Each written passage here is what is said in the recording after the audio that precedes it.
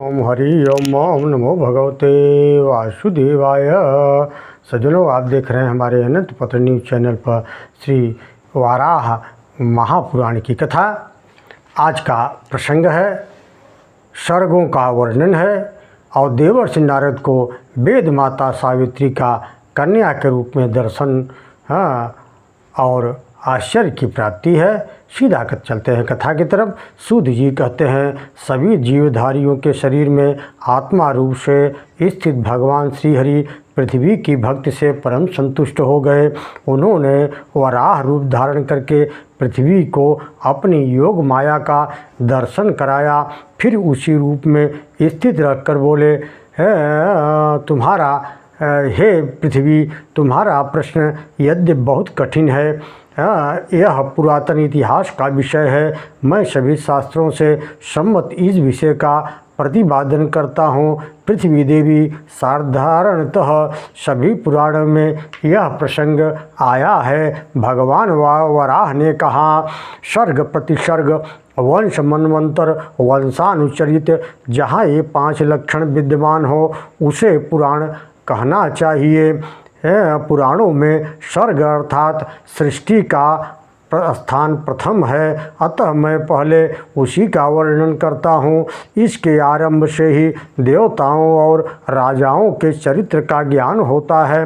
परमात्मा सनातन है, किसी काल में उसका नाश नहीं होता। वे परमात्मा सृष्टि की इच्छा से 4 भागों में विभक्त हुए हैं, ऐसा वेदज्ञ पुरुष जानते हैं। सृष्टि के आदिकाल में सर्वप्रथम परमात्मा से अहम तत्व, फिर आकाश आदि 5 महाभूत उत्पन्न हुए। उसके पश्चात महतत्व प्रकट हुआ और फिर अणुरूपा प्रकृति, और इसके बाद समष्टि बुद्धि का प्रादुर्भाव हुआ। सत्व, रज और तम, इन 3 गुणों से युक्त होकर वह बुद्धि 3 प्रकार के भेदों में विभक्त हो गई। इस त्रिगुणत्रय में तमोगुण का संयोग प्राप्त करके महद ब्रह्म का प्रादुर्भाव हुआ। इसको सभी सत्वज्ञ प्रधान अर्थात प्रकृति कहते हैं। इस प्रकृति से भी क्षेत्रज्ञ अधिक महिमा युक्त है। उस परब्रह्म से सत्वादि गुणों से आकाश आदि तन्मात्राएं और फिर इंद्रियों का समुदाय बना। इस प्रकार जगत की सृष्टि व्यवस्थित हुई। 5 महाभूतों से स्वयं मैंने स्थूल शरीर का निर्माण किया। पहले केवल शून्य था, फिर उसमें शब्द की उत्पत्ति हुई। शब्द से आकाश हुआ, आकाश से वायु और वायु से तेज, एवं तेज से जल की उत्पत्ति हुई। इसके बाद प्राणियों को अपने ऊपर धारण करने के लिए तुम्हारी पृथ्वी की रचना हुई। पृथ्वी और जल का संयोग होने पर बुदबुदाकार का कलल बना और वही अंड के आकार में परिणित हो गया। उसके बढ़ जाने पर मेरा जलमय रूप दृष्टिगोचर हुआ। मेरे इस रूप को स्वयं मैंने ही बनाया था। इस प्रकार नार अर्थात जल सृष्टि करके मैं उसमें निवास करने लगा। इसी से मेरा नाम नारायण पड़ गया। वर्तमान कल्प के समान ही मैं प्रत्येक कल्प में जल में शयन करता हूँ।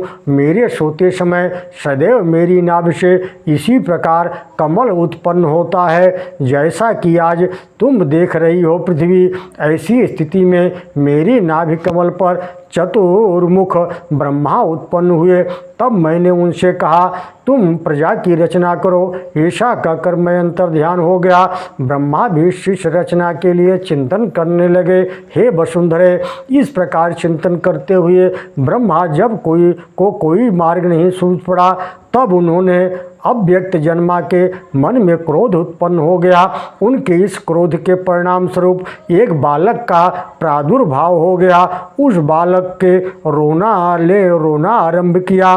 तब अव्यक्त रूप ब्रह्मा ने उसे रोने से मना किया। इस पर उस बालक ने कहा, मेरा नाम तो बता दीजिए। तब ब्रह्मा ने रोने के कारण उसका नाम रुद्र रख दिया।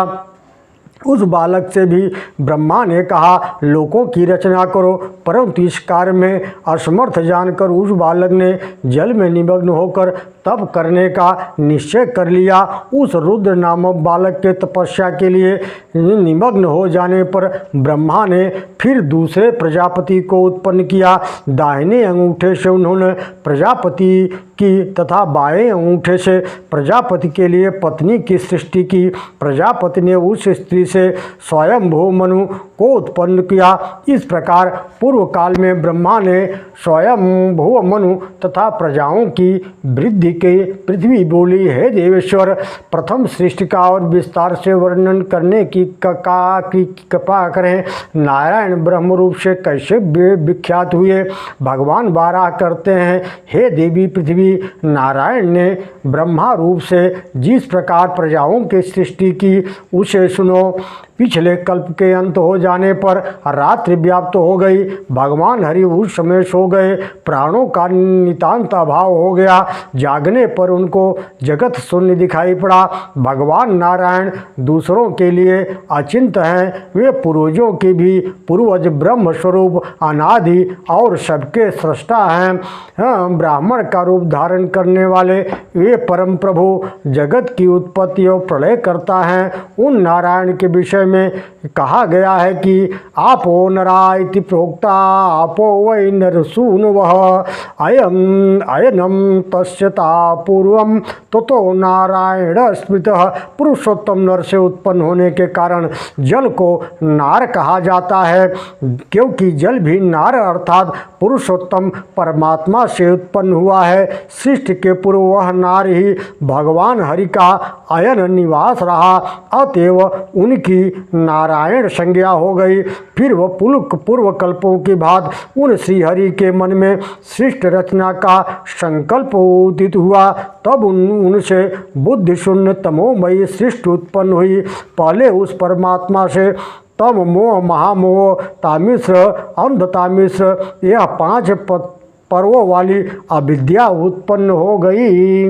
उनके फिर चिंतन करने पर तमोगुण प्रधान चेतना रहित जड़, वृक्ष, गुल्म, लता, तृण, पर्वत रूप 5 प्रकार की सृष्टि उत्पन्न हुई। सृष्टि रचना के रहस्य को जानने वाले विद्वान इसे मुख्य मार्ग कहते हैं। फिर दूसरी पहले की अपेक्षा उत्कृष्ट सृष्टि रचना का कार्य प्रारंभ हो गया।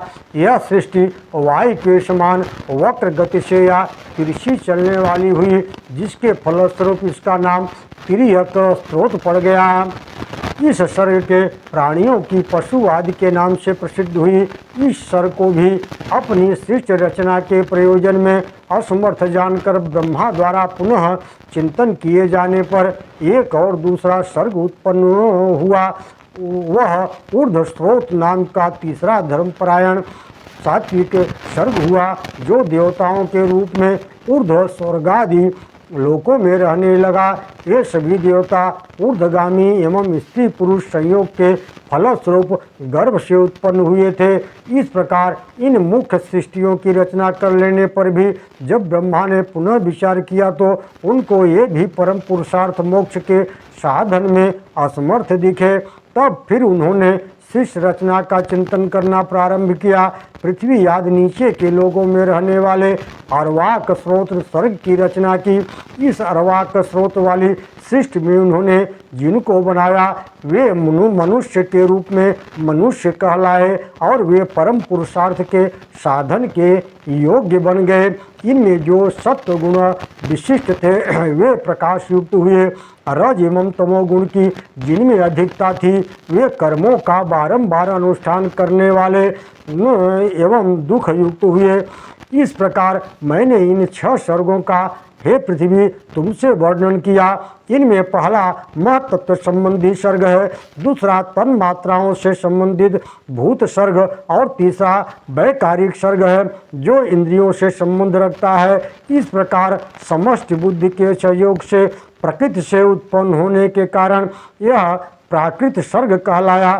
चौथा मुख्य सर्ग है पर्वत, वृक्ष आदि अस्थावर पदार्थ ही इस मुख्य सर्ग के अंतर्गत आते हैं। वक्र गति वाले पशु पक्षी तिर्यक स्रोत में उत्पन्न होने से तिर्यक योगियाँ तैर्यक स्रोत के प्राणी कहे जाते हैं। विधाता की सृष्टियों में उच्च स्थान रखने वाली छठी सृष्टि देवताओं की है। मानव उनकी सातवीं सृष्टि के अंतर्गत आता है।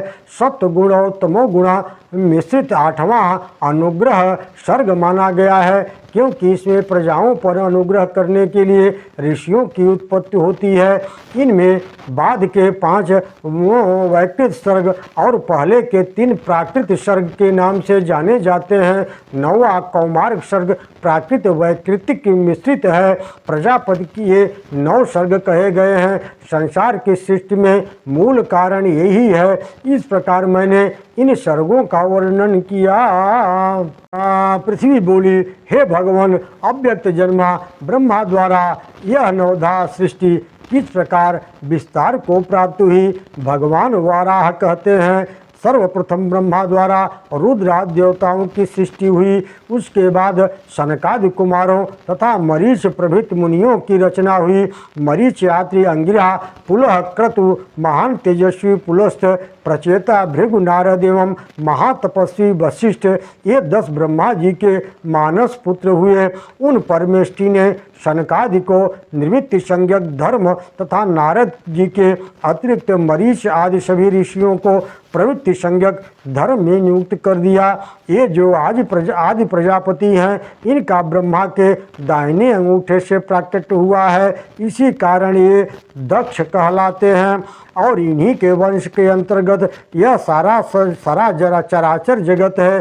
देवता, दानव, गंधर्व, सरीसृप तथा पक्षीगण, ये सभी दक्ष की कन्याओं से उत्पन्न हुए हैं। इन सब में धर्म की विशेषता थी। ब्रह्मा जो रुद्र नामक पुत्र है, उसका प्रादुर्भाव क्रोध से हुआ था। जिस समय ब्रह्मा की भौहें रोष के कारण तन गई थी, तब उनके ललाट से इनका प्रादुर्भाव हुआ। उस समय इनका शरीर अर्धनारीश्वर के रूप में था। तुम स्वयं अपने को अनेकों भागों में बांटो। यो कहकर ब्रह्मा अंतर्ध्यान हो गए। यह आज्ञा पाकर उन महाभाग ने स्त्री और पुरुष इन 2 भागों में अपने को विभाजित कर दिया। फिर अपने पुरुष रूप को उन्होंने 11 भागों में विभक्त किया। तभी से ब्रह्मा से प्रकट होने वाले इन 11 रुद्रों की प्रसिद्धि हो गई। ओम नमो भगवते वासुदेवाय।